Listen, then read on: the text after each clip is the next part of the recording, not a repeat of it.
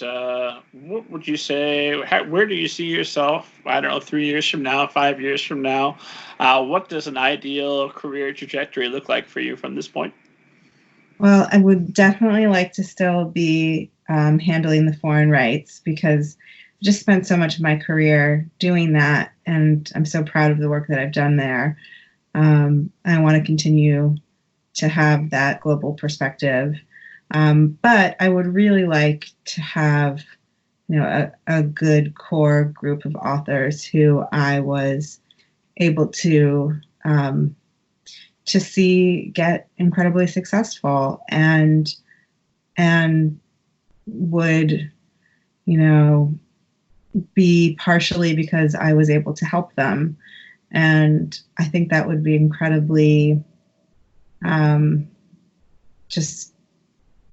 really exciting and enriching. I don't know. And it gives me, I think that esteemed audience who's been listening to this interview has a very good sense of who you are and how hard you're going to work for them and what an asset you're going to be to their career. I imagine you're about to be flooded with queries in your inbox, which I'm excited about. Mention the podcast, esteemed audience. Let her know. let's get you all the quality stuff. This has been a wonderful conversation. I could talk to you all night, but I promised I wouldn't. So I think I better ask you one last question, and we better call it. So my last question is always some variation of, were all the writers who are listening, if there were some one or two things, some bits of wisdom you could give them that you think would genuinely make their path easier, what would you want them to know? I thought about this before, and I feel like it's a very basic, write what you love to write. And if you're feeling really stressed and frustrated when you're writing, take a step back and try to give yourself some space.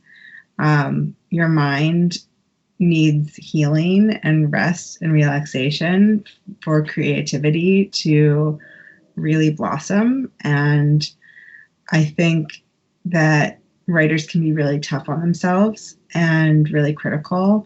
And I think that if you get to that space, it means you really need to take a break and you need to find what you love about yourself and you need to find what you love about writing and go back to it when you're feeling creative and motivated and inspired.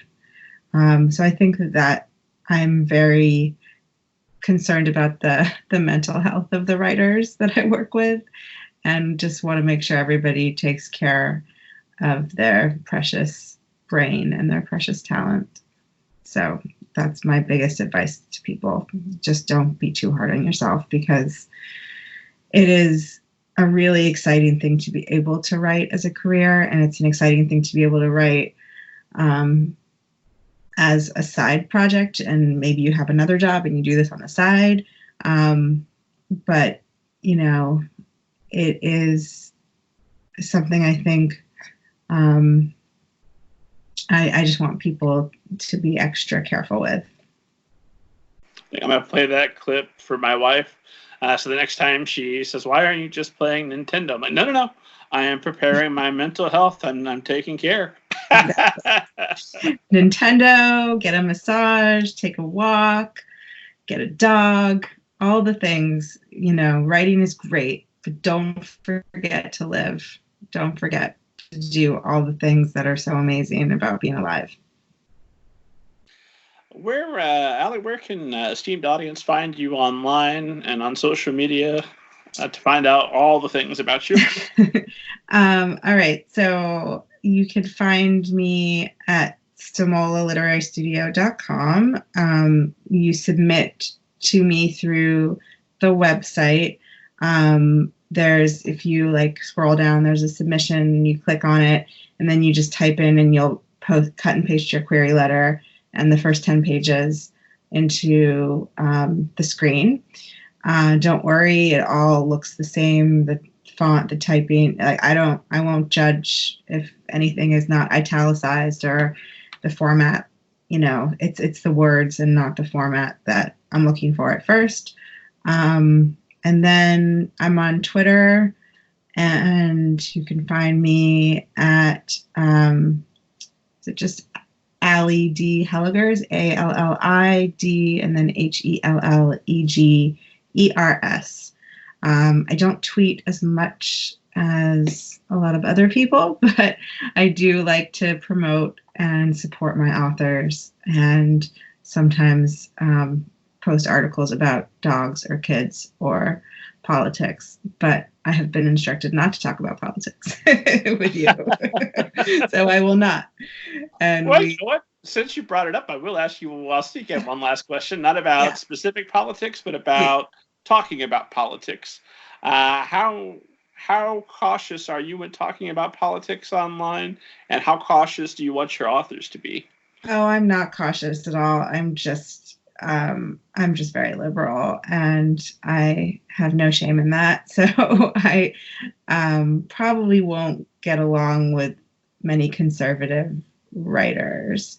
So I don't know if that is something good to talk about or not. But I'm a very passionate Democrat, I guess. So I think that's all I should say about that. Well, I asked you that question earlier about if I come up to you and I'm kind of a jerk, but I've written something brilliant. What if I come up to you and I've got my MAGA hat on and I say, the Trump train forever? I think I probably would ignore you. Yeah, even if my book was a brilliant manifesto that convinces you that kids in cages is a good thing. Yes, I think so, unfortunately. Fair enough. And now I'm gonna stop myself before I get into some trouble. It's fine. Well, thanks again for making the time. Esteemed audience, as always, don't forget to head to middlegradeninja.com. Read interviews with hundreds of agents, editors, publishing professionals, folks you're interested in. Download your free copy of Banneker Bones and the Giant Robot Bees, and then buy the sequels. You'll have a great time. And that's it. Alli, I always asking our guests to sign us off with a very particular sign-off phrase that is very ninja-like and totally justifies the name of the show. And that sign-off phrase is hi-ya and what have you. Will you sign us off? Sure. Hi-ya and what have you.